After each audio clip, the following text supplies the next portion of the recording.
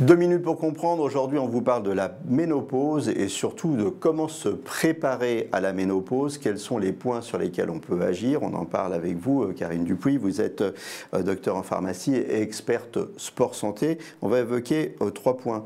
La prise de poids, l'incontinence et l'apparence générale. Ben oui, Jean-Claude, c'est vrai qu'il faut parler, on parle de la ménopause, mais on ne parle pas de la période de périménopause, c'est-à-dire la période avant. Et cette période, elle est fondamentale pour pouvoir agir correctement sur soi. Alors, comment? Vous allez me dire, bah déjà, en faisant bien évidemment de l'activité physique adaptée en fonction de votre condition physique, ça c'est très important, en faisant tout un tas d'exercices de renforcement musculaire et notamment des muscles profonds. Vous savez à quel point j'adore les muscles profonds, notamment avec des activités comme le pilates, comme le yoga, voilà, qui sont complémentaires d'autres activités physiques.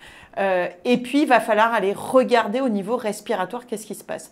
Pourquoi? Parce qu'un mauvais positionnement de votre diaphragme, qui nous sert à respirer, peut au moment de la ménopause, engendrer de l'incontinence. C'est pas tant que le périnée alors le périnée se relâche, bien évidemment, en lien avec la chute oestrogénique, mais c'est en lien aussi au fait que le diaphragme est trop en bas. Donc il faut rééduquer les gens à bien respirer. Donc diaphragme pour l'incontinence, oui. Exercice physique pour l'apparence, oui.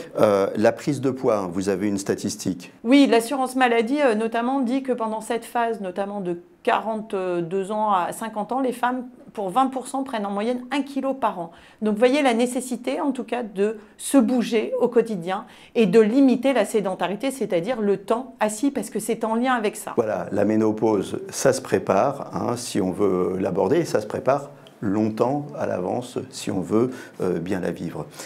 Merci pour ces conseils, Karine. Nos émissions vous plaisent, alors aidez-nous à faire grandir la chaîne pour parler santé au plus grand nombre. Partagez, likez, abonnez-vous.